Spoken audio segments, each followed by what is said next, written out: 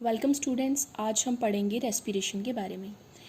तो अगर मैं पूछूं कि व्हाट इज़ रेस्पिरेशन, तो मैक्सिमम स्टूडेंट्स इसका ये आंसर करेंगे, respiration is intake of oxygen and release of carbon dioxide.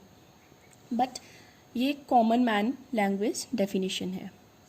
ये जो intake of oxygen and release of CO2 है, it's a single step in respiration. ये सिर्फ एक स्टेप है रेस्पिरेशन, ना कि कंप्लीट रेस्पिरेशन है। इस स्टेप को हम कहते हैं गैसियस एक्सचेंज, और इन अदर वर्ड हम इसको ब्रीदिंग कहते हैं। ठीक है, ब्रीदिंग रेस्पिरेशन का वो स्टेप है जिसमें ऑक्सीजन हम इनटेक करते हैं और कार्बन डाइऑक्साइड को बॉडी से रिलीज कर सकते हैं। इस स्टेप को हम कहते हैं ब्रीदिंग। तो रेस्पिरेशन को हम अपनी कन्वीनियंस के लिए 2 स्टेप्स में डिवाइड कर सकते हैं। फर्स्ट स्टेप हो गया उसका ब्रीदिंग, और सेकेंड स्टेप होगा सेलुलर रेस्पिरेशन। तो सेलुलर रेस्पिरेशन क्या है? Oxidation of glucose in the cell to produce energy is called cellular respiration. कि ग्लूकोज की ऑक्सीडेशन हमारे सेल्स में होती है और प्रोडक्शन ऑफ एनर्जी होती है, इस प्रोसेस को हम कहते हैं cellular respiration. Cellular respiration depending upon presence और ऑक्सीजन 2 टाइप्स की हो सकती है, कि ऑक्सीजन प्रेजेंट है या एब्सेंट है, उसके बेसिस पे सेलुलर रेस्पिरेशन 2 टाइप्स की हो सकती है।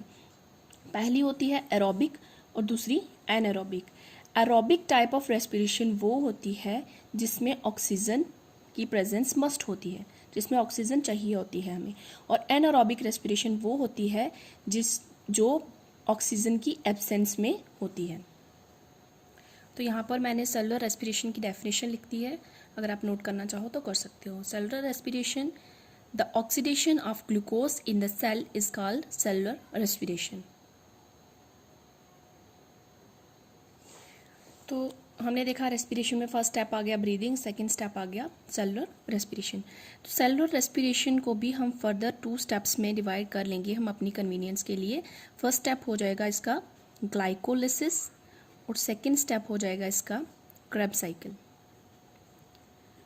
क्रेब्स साइकिल, तो यहाँ वर्ड से ही पता चल रहा है हमें ग्लाइकोलिसिस। इसको हम ग्लाइकोलिसिस या EMP पाथवे भी कहते हैं। EMP pathway. तो हम जैसे कि हमें वर्ड देख के ही पता चल रहा है ग्लाइकोलिसिस, ये वर्ड जो है वो 2 वर्ड्स के कॉम्बिनेशन से बना है। ग्लाइको यहाँ ग्लूकोज को डिनोट करेगा, ग्लूकोज, और लिसिस मीन्स ब्रेकेज। ठीक है, तो ग्लाइकोलिसिस होगी जिसमें ग्लूकोज की ब्रेकेज होगी, ग्लूकोज ब्रेकडाउन होगा। तो हम इस फर्स्ट स्टेप को आगे देखते हैं। ग्लाइकोलिसिस में क्या होता है, ये मैंने यहाँ पर एक सेल का स्ट्रक्चर बनाया हुआ है। ये हमारा न्यूक्लियस आ गया, ये आ गया साइटोप्लाज्म। तो ग्लाइकोलिसिस में क्या होता है, जैसे कि हमने न्यूट्रिशन के टॉपिक में पढ़ा कि जो हम खाना खा लेते हैं वो हमारी बॉडी में एब्जॉर्ब हो जाता है और हमारे सेल्स तक पहुंच जाता है। तो जब हमारे सेल्स तक पहुंच जाता है, वो वहाँ उन सेल्स में जो ग्लूकोज होता है सेल के साइटोप्लाज्म में। ग्लूकोज एक हेक्सोस मॉलिक्यूल है। हेक्सोस मतलब 6 कार्बन एटम है इसमें, C6H12O6, इसमें 6 कार्बन एटम है। ये इसकी ब्रेकडाउन हो जाती है into 2 molecule of pyruvic acid. ये 1 मॉलिक्यूल ऑफ ग्लूकोज ब्रेक हो जाएगा into 2 molecule of pyruvic acid. ये जो स्टेप है इसको हम ग्लाइकोलिसिस कहेंगे। यहाँ पे ग्लूकोज की ब्रेकडाउन हो रही है into 2 molecule of pyruvic acid, और ये स्टेप जो है हमारा साइटोप्लाज्म में होता है और इसको कहते हैं ग्लाइकोलिसिस। अब तक हमें यहाँ इस प्रोसेस तक कोई भी ऑक्सीजन की ज़रूरत नहीं है। अब जो फर्दर पायरुविक एसिड यहाँ पर बना है उसका क्या होगा, वो डिपेंड करता है प्रेजेंस और एब्सेंस ऑफ ऑक्सीजन।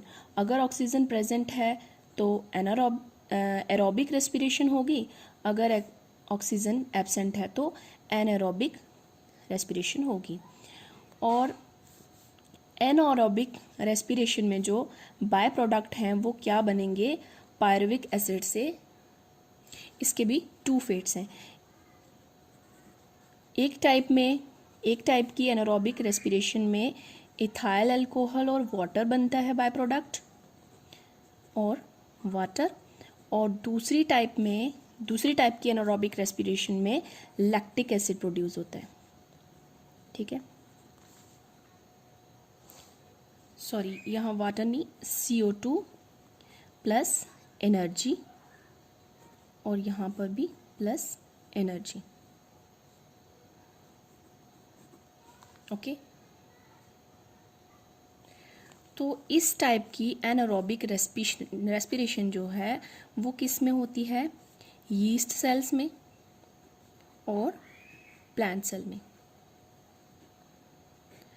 और इस तरह की जिसमें लैक्टिक एसिड प्रोड्यूस होता है, इस टाइप की एनारोबिक रेस्पिरेशन हमारे मसल सेल्स में होती है। ठीक है, मसल सेल्स में होती है। क्या होता है कि जब हम एक्सरसाइज कर रहे होते हैं तो हमारी बॉडी को ज़्यादा एनर्जी चाहिए होती है, तो ज़्यादा एनर्जी प्रोड्यूस करने के लिए हमारी बॉडी को ज़्यादा ग्लूकोज ऑक्सीडाइज करना पड़ता है। ज़्यादा ऑक्सीडाइजेशन के लिए ज़्यादा ऑक्सीजन की ज़रूरत पड़ती है, लेकिन हमारी बॉडी जो है वो एनर्जी रिक्वायरमेंट और इनटेक ऑफ ऑक्सीजन दोनों को कोप अप नहीं कर सकती, दोनों को एक साथ लेकर नहीं चल सकती। तो हमारी बॉडी में ऑक्सीजन की उस टाइम पे कमी हो जाती है, थोड़ी बहुत कमी हो जाती है, और उसकी वजह से हमारी बॉडी में एनारोबिक रेस्पिरेशन शुरू हो जाती है, और ड्यूरिंग दैट प्रोसेस हमारी बॉडी में लैक्टिक एसिड प्रोडक्शन होती है। आइए हम इसको कुछ डिटेल में समझते हैं। मान लो ये ह्यूमन बीइंग है, इसको ये कर रहे हैं एक्सरसाइज और इसको चाहिए एनर्जी। ओके, तो हैवी एक्सरसाइज कर रहे हैं, मान लो इनको 10 ग्लूकोज, लेट अस सपोज कर रहे हैं, ऐसा एक्चुअल में नहीं है, 10 ग्लूकोज मॉलिक्यूल को ऑक्सीडाइज करना है। तो हम ये मान के चल रहे हैं, लेट अस सपोज कि इनको 10 ऑक्सीजन मॉलिक्यूल की ज़रूरत है 10 ग्लूकोज मॉलिक्यूल को ऑक्सीडाइज करने के लिए। लेकिन हो क्या रहा है कि इतना फास्ट हमारी बॉडी में ऑक्सीजन नहीं आ रही है। ठीक है, 10 मॉलिक्यूल ग्लूकोज के थे, 10 ही चाहिए हमें ऑक्सीजन के, लेकिन इतनी जल्दी ऑक्सीजन हमारी बॉडी में नहीं आ रही है। मान लो यहाँ पे सिर्फ 8 मॉलिक्यूल ऑफ ऑक्सीजन ही अंदर आ रहे हैं। यहाँ पे 8 molecule of oxygen plus 8 molecule of glucose के साथ रिएक्ट करेंगे और वो बनाएंगे CO2 plus water plus energy. ठीक है, यहाँ 10 थे, यहाँ पे भी 10 थे। यहाँ पे ऑक्सीजन के 8 मॉलिक्यूल अंदर आए तो उन्होंने 8 मॉलिक्यूल ऑफ ग्लूकोज को ऑक्सीडाइज कर दिया, लेकिन अभी 2 मॉलिक्यूल ऑफ ग्लूकोज जो थे वो ऑक्सीडाइज नहीं हुए। ठीक है, तो वो 2 मॉलिक्यूल जो हैं वो एनारोबिक रेस्पिरेशन शुरू कर देंगे और यहाँ पर जो है वो बाई प्रोडक्ट बनेगा लैक्टिक एसिड और एनर्जी। Got it? ठीक है, तो नेक्स्ट हम पढ़ेंगे, अभी तक हमने एनारोबिक रेस्पिरेशन के बारे में पढ़ा, तो अब हम पढ़ते हैं एरोबिक रेस्पिरेशन के बारे में। एरोबिक रेस्पिरेशन क्या होता है कि type of respiration that occur in presence of oxygen. तो हमने कहा कि जो ग्लूकोज की लिसिस है, ग्लूकोज की ब्रेकडाउन जो है वो हमारे साइटोप्लाज्म में होती है। ठीक है, तो एरोबिक रेस्पिरेशन में अगर ऑक्सीजन प्रेजेंट है तो एरोबिक रेस्पिरेशन होगी। ठीक है, हमने यहाँ पे पढ़ा कि ग्लूकोज जो है उसकी लिसिस हो जाएगी, उससे पायरुविक एसिड बन जाएगा। ये पायरुविक एसिड अगर ऑक्सीजन प्रेजेंट होगी तो हमारे सेल में एक ऑर्गेनेली होता है जिसको हम कहते हैं माइटोकॉन्ड्रिया। ये पायरुविक एसिड जो है वो माइटोकॉन्ड्रिया में एंटर करेगा और उसकी ब्रेकडाउन होगी।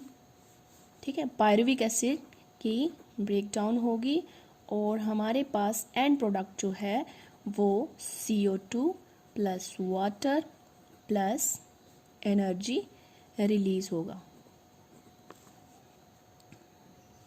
तो ये जो कंप्लीट स्टेप है पायरुविक एसिड का ब्रेक होना into carbon dioxide and water and energy, इस पूरे स्टेप में बहुत सारे स्टेप्स इन्वॉल्व होते हैं। ये एक डायरेक्ट प्रोसेस नहीं है, इसमें बहुत सारे कंपोनेंट्स और भी आते हैं, ठीक है। लास्ट प्रोडक्ट जो है वो हमारे पास ये आता है। तो इस पूरे प्रोसेस को हम कहते हैं क्रेब्स साइकिल। ये माइटोकॉन्ड्रिया में होता है। तो यहाँ तक अभी तक हमने जो भी देखा, हमारे पास एंड प्रोडक्ट आए कार्बन डाइऑक्साइड और वाटर। कार्बन डाइऑक्साइड जो होगी वो रिलीज हो जाएगी बॉडी से आउट, वाटर जो है वो यूज़ हो जाएगा इन द बॉडी, और मेन प्रोडक्ट हमारे पास यहाँ पे निकला एनर्जी। तो एनर्जी जो है वो एटीपी की फॉर्म में स्टोर हो जाएगी, और जो भी हम वर्क करते हैं, जो भी हमारी डेली नीड होती है, एनर्जी रिक्वायरमेंट्स होती हैं, जैसे डेवलपमेंट के लिए, ग्रोथ के लिए, डेली वर्क करने के लिए, जो भी हमारी एनर्जी नीड्स होती हैं, ये एटीपी हमारी एनर्जी नीड्स को पूरा करेगा। तो ये एडीपी क्या है, आइए थोड़ा सा हम इसके बारे में भी पढ़ेंगे। तो एडीपी ये क्या है, एडिनोसिन डाइफॉस्फेट, ओके। एडिनोसिन, ये एडिनोसिन आ गया। डाइफॉस्फेट को हमने इसको क्यों कहा, 1 और 2, 2 फॉस्फेट, 2 मीन्स डाई मीन्स 2, तो एडिनोसिन के साथ 2 फॉस्फेट है, इसलिए हम इसको एडिनोसिन डाइफॉस्फेट कहेंगे या एडीपी, शॉर्ट में एडीपी कहेंगे, ठीक है। तो जहाँ अब हमारा पायरुविक एसिड ब्रेक हो गया, एनर्जी निकली, हमारे सेल्स में एडीपी और इनऑर्गेनिक फॉस्फेट प्रेजेंट होते हैं, ठीक है। तो जब हमारी क्रेब्स साइकिल से एनर्जी रिलीज हुई तो वो एनर्जी जो है इन दोनों को कंबाइन करने में यूज़ हो जाती है। एडीपी और इनऑर्गेनिक फॉस्फेट को कंबाइन करती है, और एंड प्रोडक्ट जो है वो हमारे पास आ जाता है एटीपी। एनर्जी यहाँ पे यूज़ होगी, तो ये एटीपी जो है वो हमारी बॉडी में अब in the form of energy currency जो है वो स्टोर हो जाएगी।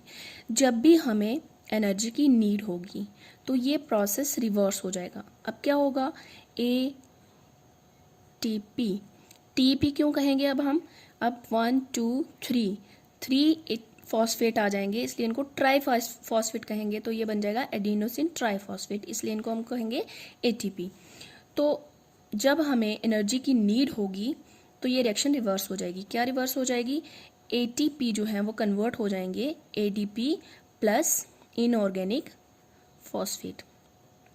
तो यहाँ पे जो बॉन्ड बनी थी एनर्जी का यूज़ होके, ये बॉन्ड बनी थी, जब हमें एनर्जी चाहिए होगी तो ये बॉन्ड जो है वो ब्रेक हो जाएगी, ठीक है। और इस बॉन्ड के ब्रेक होने पे 30.5 kilo joule amount energy release होगी, जो कि हम डिफरेंट वर्क के लिए यूज़ कर सकते हैं। That is all about introduction of respiration.